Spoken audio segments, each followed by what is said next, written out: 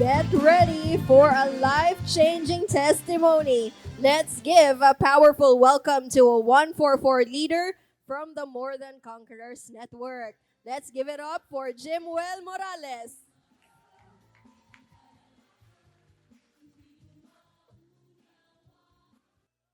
Magandang umaga po sa lahat. Baka mahirapan tayo sa kalisod nito.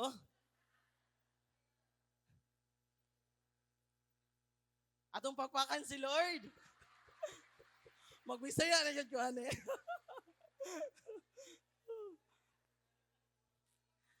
Ah, Before ko mag-share no, sa akong life testimony, paunsa ko ni Lord, gi-change, gi-transform from nothing to something. Gusto na ako pasalamatan si Lord, no? Ah, sa atong beloved pastors, no? Ah, Mami Pastor Eunice and Daddy Pastor Charlie. It's really my first time, no, to say them, my daddy and my mommy, because they're really part of my life. Since then, pag yun sa akong pag-start here sa GCM. So wala pa nakaila sa ako, I am Jimwell Morales. I am a 144 leader under Pastor Charlie and Pastor Eunice prior, and a primary leader of KRJ, under ni KRJ Maramba sa More Than Conquerors Network.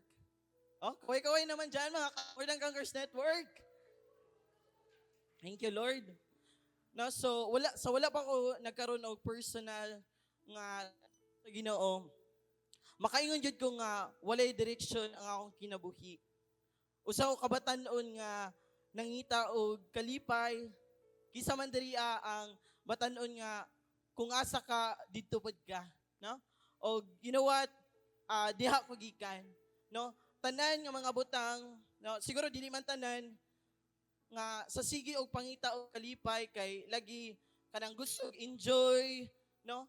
Gusto malipay ang kinabuhi to the point nga cage na sa mga dili maayo nga butang, no? Kung asa ang bibo, lingaw didto sabko og tungod na ana, no? Naadi ko sa mga dili maayo nga pinuhatan, no? Sama sa sugal, baraha, 10 years old pa lang ko, pero master na kani nga mga butang, no? To the point nga sa una estudyante ko, human og eskwela pag naman dyan na mamatay, no? Pag na mamatay, magdali-dali gid ko ana, no? Kay para makaapas pa ko, no? Kaya ako mga amigo, to ana sa patay kay na may baraha. So ingana akong kinabuhi, no? Sige og laag uban sa barkada kay lagi lipay man, no? Og ako ganahan kog sayaw pero nagamit sa dili maayo kay hilig man kog disco. Kung asa ang fiesta naman ay disco, ato asab ko, no? O dili sa pagsugod sa mga sa balay, no? Dili masugo. But you know what? Kaingon ko og mao na to ang end sa akong life nga ingato ra. But you know what? Lahi day ang pamaagi ni Lord. Kay pag nag-desire ka, nagibuhaton si Lord. Usa sa akong dakong pasalamat sa Ginoo kay wala ko niya pasagdi. Ningon din ha, Romans chapter 10 verse 14, but how can they call on him to save them unless they believe in him? And how can they believe in him if they have never heard about him? And how can they hear about him unless someone tells them? And you know what? Pasalamat ko sa Lord tungod kay na siya gagamit ng mga people, mga tao nga matabangan ko, no, gikan sa ngit-ngit nga kinabuhi, gitabangan ko nila, no? Gusto na ako pasalamatan si Lord, pinaagi sa kinabuhi, Kuya Philip Maratas. Naman si Kuya Philip. Natong pagpakan si Lord, no? Yeah, you know what? Yeah, I'm so grateful sa Lord because gigamit yung sa akong kinabuhi na 15 anyos ko, iya kong gi-invite, no, sa cell group dito sa Basag, no? Tungod kay gi-invite niya ko sa cell group, dito na dawat ako si Jesus Christ. No? Mao na ang inana ang akong pangawrahan sa una, no? Tungod iya kong gi-invite sa cell group ila ti siya lafi ng abalay, no? At tungod kaya akong gi-invite sa cell group, og dito pod na time, nadawat na ako si Jesus Christ as my Lord and personal Savior. May 31, 2016. You know what? Last Sunday, May 31, mark my 10th year here sa GCM. Atong papakan si Lord. Nag-start ko 15 years old, karon 25 na ko, o di yun na ako ma-imagine ba, nga Lord, 10 years na ko, o di lang taman sa pipila ka mga tuig, but kana nga 10 years, grabe ang process, grabe ang change, ang transformation nga ako na-experience ya sa Lord. No, of course, pasalamatan po na ako, no? Ang Basag team, no? Thank you so much kay katong 15 years old pa ko, bisag asa pa na ako una-una na, pero nagyan niya ako mga kuya o ati para anda nga mag-care sa ako, no? Of course, Ate Shelafe and Kuya RJ, Kuya Bruce, ano ito isan? Thank you so much sa inyong life, no? Kay kamod yun ang gigamit ni Lord. Bisan, layo kaayo mo, no? Ulan kaayo, umuad yun og basag para makapadayo group og tungod ni ana usa ko sa basag nga naluwas og karon na anak ko sa inyong atubangan. In Romans chapter 10 verse 15, and how will anyone go and tell them without being sent? That is why the scriptures say, how beautiful are the feet of messengers who bring good news. You know what? Ate, kuya, para sa ko, kamo ang pinakagwapo-gwapa. Kay ang inyong mga tiil nilakaw og nagdala sa good news. Praise the Lord. Kung wala mo nagpagamit sa Ginoo, wala pud ko karon. Ambot, di na ako ma-imagine kung unsa nga klase ang ako ma-experience kung wala ko diha sa Ginoo. And of course, to Daddy Paz, Charlie, and Pastor Eunice, May, thank you so much po sa inyong life. Pag-abot na ko diri sa GCM, 15 years old pa ko. Grabe ang inyong pagtanong po sa akong kinabuhi. Sa una, walang mangyud ko, walay pamiliti. Pero di, May, thank you so much kay grabe inyong pagtanong.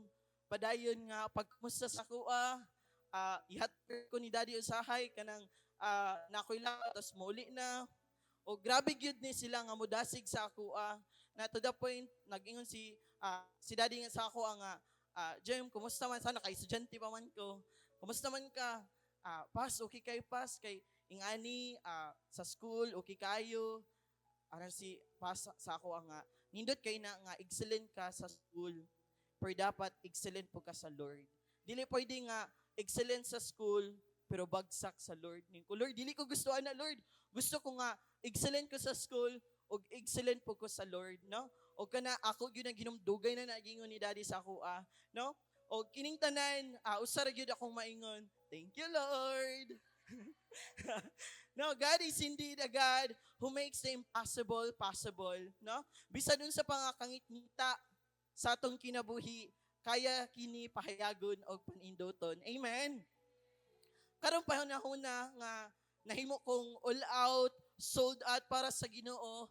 You know what? Wala jud ko niya gipasagdan. Dinhi gyud na ako na sinati ang tinuod nga kalipay ug katagbawan sa kinabuhi, no? Tanan mga lingaw-lingaw sa gawas ako nang na-experience, but you know what? Diri sa pag-serve sa Lord, diri na ako na-experience ang tinuod nga kalipay. Padayon gyapon ang akong pagtuon ug pagtubo, and I thank the Lord because kung sa una ako pa ang ginaselgrupan, ginatudluan, ginatabangan o ginalid, karon ako na pod ang nagtudlo, nagtabang, naglead sa wang tao. Atong papakan si Lord na, no?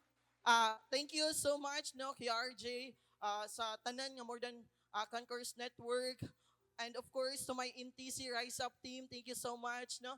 Kamo ang taong gisaligan ni Lord, no? Gisalig ni Lord nga akong alagaan. Makita na sa inyo ba nga ang akong kaugalingon sa una no nakita na ako sa inyo karon mo nang the moment nga mag-lead ko mga people, mag-share ko, grabe mahunaan ako kong life ba nga Lord, ako gani sa una gialagaan, giatiman, ginatudluan, karon Lord, it's my time, no? And sa una, sunod-sunod pa ni sila. Ah, unsa ang mga kuan, sunod-sunod pa, pero karon nahimo na pud ni sila nga mga leaders. Praise God for that, no? And of course, thank you kay RJ, kay Philip, no, sa inyong pagtabang, pag-iya o pag-train sa kuha tungod sa inyong ginabuhat. Mao ni ang akong kinabuhi karon. Thank you, Lord. No, last year, no, 2025, I decided to join the home office training sa New Gen. No, last November, grabe, grateful ko sa Lord because nadyo'y mga times ba kaingon ko og ang akong life, especially when it comes sa finances, okay na ni, no? Kay usa ko ka ESL teacher no nagtudlo, okay po ang sweldo, makana ko okay na gid ni. But you know what? Naagyoy mga leaders nga nakita nga dili lang ta pang dinhaa, no? Na next I thank the Lord, no? Kay sila pas no, daddy, si Mami ug si Daddy sige gyud na sila talk sa kuan na dili ka pang dinha, no? And to the point nakapil ko og training sa New Gen, no? And of course dili easy ang tanan. But I thank the Lord kay always available iyahang word, no? In Genesis chapter 12 verses 1 to 2, the Lord had said to Abram, "Leave your native country, your relatives and your father's family, and go to the land that I will show you. I will make you into a great nation. I will bless you and make you famous, and you will be a blessing to others." You know what? Morning a word, nga sadang nagpray ko ba, Lord, gabi mong pulong. A word ni Abraham, pero I receive it nga ako ni Lord. The Lord had said to Jemuel, leave your country. No? Mga butang nga akong nakasanayan, mga butang nga naanda na nako nga okay naman ko dinhi. But you know what? Ang pulong sa Ginoo, grabe ka power kayo. No, when the Lord said, leave, no? I have to leave sa akong comfort zone. No, tanan ako mga katong sa una akong panghuna-huna ingani lang, pero kinahanglan ko nga motubo. You know what? I really cried out sa Lord, no? Nagtudlo ko, no? I really decide nga mo ano gyud sa home office, no? Nag-decide ko nga mag-transition nga do sa full-time sa home office because I believe that God was leading me there, not only for provision but also able sab ko nga makatabang sa mga disciples og mas daghan pa ang time sa ministry, no? Of course, dili smooth ang tanan, na ay mga challenges, adjustments, pero usa gyud sa akong nasabtan sa dihang naa kay covenant sa Ginoo, dili gyud kaniya pasagdan, no? And of course, last year pod nag-desire ko, no, to give 100,000 sa akong giving, no? Sa akong first fruit, pero halos katunga ra akong nahatag. Pero karon nga tuig, the same goal, 100,000 gihapon. Atong papang si Lord ana, no? Og nagtuo ko nga dili lang na mao, mas labaw pa ang mahatag pinaagi sa grasya sa Lord, no? And you know what? When I started na magtanom, no, maghatag sa akong first fruit, mahimong consistent sa akong tithes and even church project, dito gyud na ako na-experience ang overflowing a blessing sa area sa finances. Praise God for that, no? Pinaagi sab sa home office, mas napaspas ang pagtubo sa ministry tungod kay mas dako na akong oras para sa discipleship, no? Og thank you so much, no, sa team ni KRJ. Gitagaan mi nila Pastor Char, Pastor Eunice, og goal nga makaabot og 200 people, no? Karon nga tuig, ana ko sa Ginoo, Lord, 60 people akong contribution ana, no? O tungod nga ana no, naay goal mo nang padayon ang pag-train, pag-develop sa team because I believe nga multitudes kinahanglan siya og mga leaders, no? Kung makita ninyo na ang mga pictures, no? Every Monday we have our cell leaders training, no? We have our cell group, we have our PIDs, ILDs because I firmly believe nga pinaagi usab ani ma-build up sila bilang mga leader og mao ni ang makatabang, no, para ma-expand ang kingdom ni Lord. And sa una mga potential pa ni sila, no, kung asa ko moadto campus ba na o moadto kog mga balay-balay, ubanon gyud ni nako sila, no, uban-uban ni sa ako, mag-observe ka karon di na ni sila taman sa observe, sila na pod nag-share sa Lord, nahimo na pod silang mga leader. Atong papaan si Lord ana, In Genesis chapter 22, verse 17, blessing I will bless you, and multiplying I will multiply your descendants as the stars of heaven and as the sand which is on the seashore. You know what? Diri na ako nakatunan, ang pagiging fruitful, dili jud siya may tabo sa isa lang kagabi, no? Isa ka adlaw. Nagsugod kini sa ginagmay nga lakang nga nahimo tang consistent og nahimo ang word nga progress, no? Nagpasalamat ko kang Lord na though 10 years na ako dire sa journey, pero dili lang na siya tuig, pero grabe ang process, progress, change and transformation nga akong nadawatan diya sa Lord. And if there is one thing I want everyone to remember today, it is this. God can change anyone, anywhere, at any time.